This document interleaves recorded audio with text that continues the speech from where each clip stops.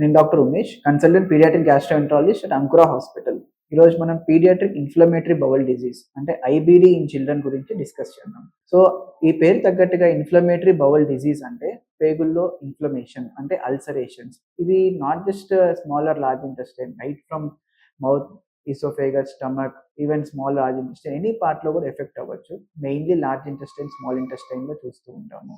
ఈ IBD in children once the disease starts, పిల్లల్లో వచ్చే సిమ్టమ్స్ ఎలా ఉంటాయంటే పెయిన్ అబ్డామిన్ అంటే రెగ్యులర్గా పెయిన్తో సఫర్ అవటం, దానివల్ల సరిగా ఆకలిగా లేకపోవటం, తినటం తగ్గించడం, dull activity, school absenteeism, weight సరిగా పెరగకపోవటం, సమ్టైమ్స్ వెయిట్ లాస్, అకేషనల్గా కొద్ది loose motions on and off, sometimes blood or mucus కూడా పట్టడం స్టూల్స్లో, ఇవన్నీ సిమ్టమ్స్ చూస్తూ ఉంటాం.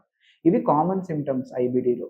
Sometimes rarely vomiting like green vomiting అంటే పసర vomitings, perianal fistula, these are other symptoms of IBD. But IBD అనే ప్రాబ్లం ప్రీవియస్లీ మెయిన్లీ అది వెస్టర్న్ పాపులేషన్లో చూసే ప్రాబ్లం. బట్ అన్ఫార్చునేట్లీ ఇప్పుడు in our country also IBD అనే ప్రాబ్లం ఇంక్రీజింగ్లీ ఎక్కువగా diagnose అవుతుంది. Not just adults, even children, adolescents and even first డెకేడ్లో కూడా లెస్ దాన్ 10 years చిల్డ్రన్లో కూడా sadly the cases are increasing. The main reason IBD ఎందుకు increase అవుతుంది even in children is because of the change in the diet.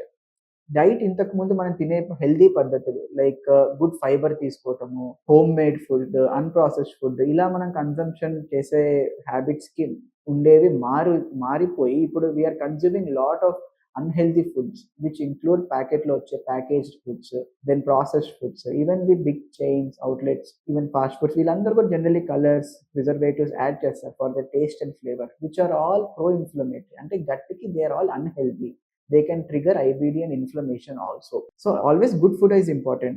So fiber ఎక్కువ తినాలి అంటే పొట్టి పప్పులు, green peas, next banana, okay, then cucumber లాంటివి అంటే ఇది కూడా మనకి డైలీ తిన్నా మంచిది. Then coconut water once or twice a week, ఇట్లా coconut water, regular home food, regular మనం తినే రైస్, కర్రీస్, బేసిక్ టిఫిన్స్, ఇవన్నీ మనం తినే ఫుడ్, హోమ్ బేస్డ్ ఫుడ్ అనేది important.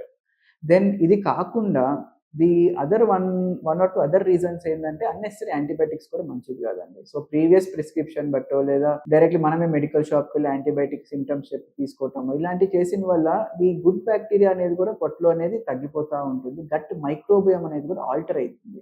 That can also trigger inflammation.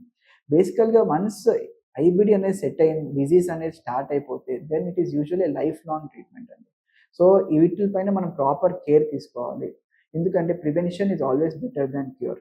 Thank you.